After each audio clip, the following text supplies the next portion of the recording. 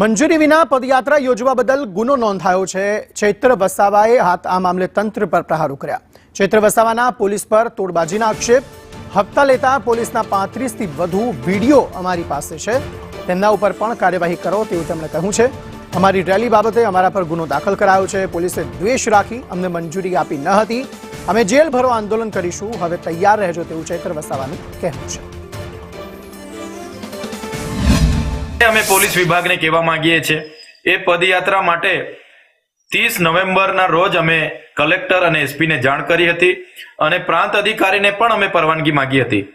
કોઈ પણ જાતના ચૂંટણી કે જાહેરનામા ન હોવા છતાં પોલીસ અધિકારીઓના નકારાત્મક અભિપ્રાયોના લીધે અમને પરવાનગી આપવામાં ન આવી હતી। ત્યારે એ પીઆઈ ગોહિલ અને એમના એસપીને હું કહેવા માંગુ છું, તમારા પોલીસ અધિકારીઓ હપ્તા ઉઘરાવતા હોય એવા 35 વિડીયો મારી પાસે છે, એ હાલના તબક્કે જ હું તમને આપું છું।